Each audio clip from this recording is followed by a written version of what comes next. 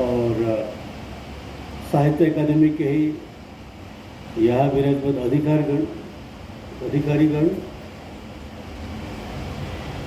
मंच में विराजमान सादिक हरजासी जी, क्रिस्टल सी डी मरक जी और मैम हीरा बीना जी, और इस हॉल में उपस्थित स्टाइलिश कहते हैं क्योंकि हमारे नाक भद्दे मोटे होते हैं, आंखें छोटी छोटी होते हैं, चिंकी होते हैं। यहाँ तो हमें कहते हैं गाजू, यानी कि नेपालवासी। और मेरे प्रदेश का एक एक बच्चा, इंडिया में कितने स्टेट्स है, उन स्टेट्स का जो कैपिटल कौन कौन सा है आपको 1 मिनट में बता देंगे। लेकिन दुख की बात है कि बहुत लोग अरुणाचल प्रदेश को जानते नहीं। वो क्या नेपाल में है, क्या कि ये हिमालय का कोई चोटी है, वहाँ भी इंसान बसते हैं न जानवर बसते हैं, इस तरह ये हाल है। आज साहित्य अकादमी हम जैसों को यहाँ प्रेजेंट किया, ये आपका एक बहुत बड़ा पल है। अरुणाचल प्रदेश 28 जातियों का एक प्रदेश है। वहाँ मेन जो है 28 ट्राइब्स है और उतनी ही भाषाएं हैं। मैं गालो ट्राइब से बिलोंग करता हूँ और टोटल पॉपुलेशन अरुणाचल का करीब 15-16 लाख पॉपुलेशन है। हालांकि वो 15-16 लाख पॉपुलेशन 28 ट्राइब्स में बढ़ा हुआ है और मेरा ट्राइब में करीब 2-2.5 लाख पॉपुलेशन है। अब ये 28 लैंग्वेजेस जो है लुप्त प्राय है, यानी कि वो एक्सटिंक्शन के कगार पर है। एक्सटिंक्शन कगार में आने का कारण मीना मैडम जी ने कुछ यहाँ प्रेजेंट किए हैं। एक है हमारे जो ट्राइब्स है, अरुणाचली ट्राइब्स का लिखित स्क्रिप्ट का ना होना, अपनी लिपि नहीं थी और बाहरी दुनिया के साथ एक्सपोज नहीं होना। अरुणाचल प्रदेश ब्रिटिश के अंदर भी नहीं आए, जस्ट इसके दक्षिणी कुछ पोर्शन जो है ब्रिटिश ने शासन में लाया। हालांकि वो भारत सरकार के अंदर भी नहीं थे, वो अपना एक इंडिपेंडेंट जंगल में रहने वाले, पहाड़ों में, नदियों में रहने वाले और नेचुरल फूड खाने वाले एक ऐसा इलाका था। बाद में जाके मैकमोहन लाइन के चलते भारत में आ गया। अच्छा किया, हम लोग अभी तन से, मन से, रूह से भारतीय है। हम अपने आप को भारतीय समझते हैं। हमारे लुक्स को देख के, मेरी आंखें जो छोटी छोटी है, मेरा नाक जो मोटा है, उसको देख के आप हमें चाइनीज़ बोलते हैं। चाइना से हमें कोई लेना देना नहीं, हम भारतीय है। उसके लिए हम आज तक एक डिस्टिंक्ट ट्राइब के रूप में हम मौजूद है। इसका कारण है भारत सरकार का की अच्छी नीति। There a very good policy. आज के दुनिया में, आज के युग में लोग इन लोगों को नाम नहीं लेते हैं, लेकिन मैं लेना चाहूँगा। नेहरू जी की एक पॉलिसी ये थी कि आप अज्ञानी, गरीब और संख्या में कम आदिवासियों को, ट्राइबल लोगों को आप डेवलप करने के लिए हेल्प कीजिए, उनको मदद कीजिए, लेकिन उनके अंदर जाके नहीं।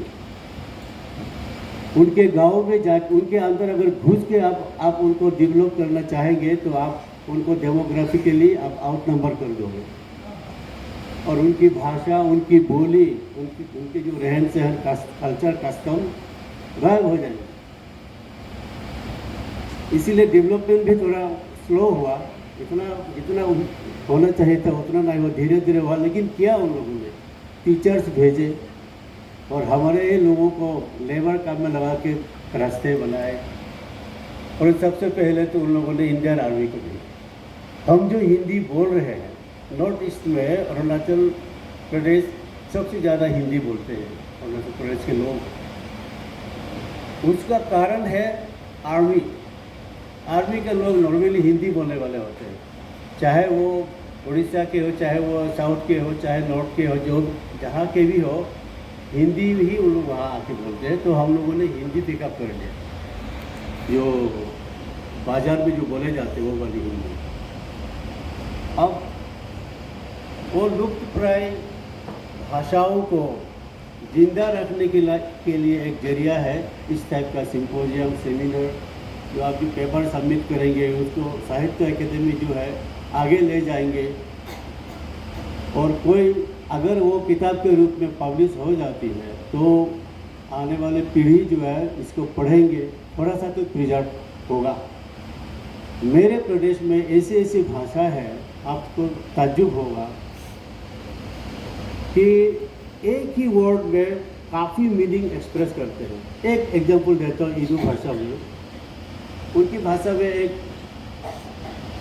वर्ड है जिससे आप बहुत मीनिंग समझा सकते हैं। सपोज इंग्लिश में एक आदमी अंदर बैठा हुआ है, दूसरा दरवाजे के बाहर खड़ा हुआ है, वो अगर पूछते हैं व्हाट आर यू डूइंग, अंदर वाला कहेंगे कि आई एम ड्रिंकिंग, तो बाहर वाला क्या समझेगा? पानी पी रहा है, ना शराब पी रहा है, ना सिगरेट पी रहा है, ना दूध पी रहा है, कि चाय पी रहा है। लेकिन हमारे उस प्रदेश में इदू विषय में एक ऐसी एक भाषा है जिसे एक ही वर्ड में समझ जाएगा कि आप क्या पी रहे हैं। पानी पी रहे हैं, चाय पी रहे हैं, सिगरेट पी रहे हैं, शराब पी रहे हैं। देन वेयरिंग, वेयर ये पहनना, आप क्या कर रहे हैं? मैं पहन रहा हूँ, तो उसका जवाब में भी एक ही वर्ड। तो ये सब भाषाएं बहुत बढ़िया है, लेकिन इनका जो है प्रमोशन नहीं हो पा रहा। एक कारण है बहुत कम पॉपुलेशन होना। और मेरी भाषा में मैं गालो हूँ, जाने के लिए, उत्तर दिशा की ओर जाने के लिए where are you going? I am going north, I am going south, I am going east. एक ही वर्ड में हादू, कब्दू, नेंदू, आदू, उससे आप समझ जाइए कि वो कहाँ जा रहे हैं। उत्तर की तरफ जा रहे हैं ना दक्षिण की तरफ जा रहे हैं, कि आसमान की तरफ जा रहे हैं, कि जमीन के अंदर की तरफ जा रहे हैं। सो रीच, लेकिन ये प्रकाश में नहीं आ पाया because we are only 2 lakh population, और इसका अपना स्क्रिप्ट नहीं है। हाल में हम लोगों ने रोमन स्क्रिप्ट को मॉडिफाई करके एक MRS मॉडिफाइड रोमन स्क्रिप्ट, कुछ अल्फ़ाबेट्स को आप अपने ढंग से हम लोग उच्चारण करके एक अपना लैंग्वेज बनाया है। और गवर्नमेंट जो है इसको 3rd लैंग्वेज के रूप में जहाँ जहाँ गालो लोग है उसमें स्कूलों में पढ़ाने के लिए अनुमति उन लोगों ने अनुमोदन किया है। अब एक आध जो है किताबें पब्लिश हुई है प्राइमरी लेवल में, क्लास 5-6 तक पढ़ाने के लिए, ये हाल चल रहा है। तो मैं स्पेशली देवेश जी और अरुणाचल प्रदेश लिटरेरी सोसाइटी का शुक्रगुजार हूँ कि मुझे यहाँ आने का मौका दिया और आज यहाँ आप लोगों के सामने शामिल होने का मौका दिया। मैं in fact by profession I am an engineer. मैं अरुणाचल में बिजली विभाग में चीफ इंजीनियर रहा, हाल ही में रिटायर हुआ हूँ। और मेरा शौक़ जो है अपनी भाषा में कविताएं और गीत लिखने पर है। मैं ये सोच के आया था कि यहाँ आके कविता पाठ करूँगा, लेकिन यहाँ तो भाषा के ऊपर में मुझे ये अभी मंथन करना पड़ रहा है। देवेश जी का परमिशन हो तो मैं गालो भाषा में जस्ट चंद लाइनें में पेश करना चाहूँगा। एक्चुअली आप लोग जो स्टार्टिंग में ही देरी कर दिया था, 10 बजे शुरू होने से तो अभी इतना ये नहीं होना था।